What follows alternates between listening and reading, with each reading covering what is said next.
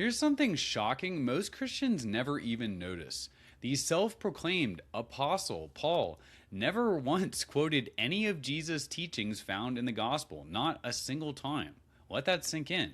Think about how absurd that is. Paul calls himself an apostle of Jesus, but never quotes Jesus in his letters? What kind of spiritual student never quotes his own master? And when you ask, how did Paul get his gospel? Paul's clear about it in Galatians 1:11 through 12. He says he didn't receive it from any man, and he wasn't taught it by any man. Paul never even met Jesus in the flesh, and here he is admitting he did not get his gospel even from any of the men who did walk with Jesus and sit under his teaching. Paul actually says that he got his gospel through private, personal revelations directly from Jesus after his death, and no one else but him got these revelations. So let's put this in modern terms. Imagine Tony Robbins dies and someone walks up to you and says, "Hey, I can teach you everything Tony Robbins taught so you can have a successful life." And you say, "Oh, great.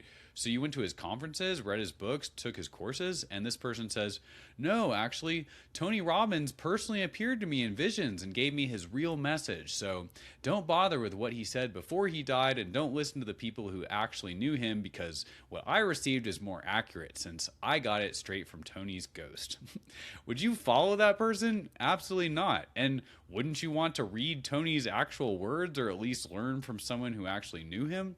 But that is exactly what happened with Christianity. Jesus handpicked a group of disciples to walk with him for several years and learn all his ways, and he told these men to go preach his gospel to all nations, and yet somehow an entire global religion got built around the letters of a man who was trying to exterminate the Jesus movement, until he claims to have had personal visions of Jesus, after which Paul writes letters explaining not what Jesus taught while he was on earth, but what Jesus personally told Paul in these visions that only Paul got. And today we have over 45,000 Christian denominations, all arguing about what Paul said in his letters based on his own personal visions, not about what Jesus himself taught.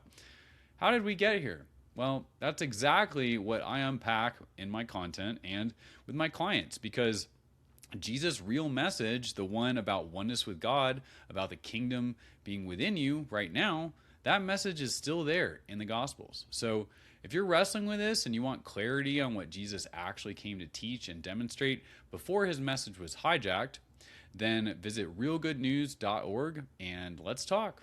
And don't forget to subscribe to this account for more content like this.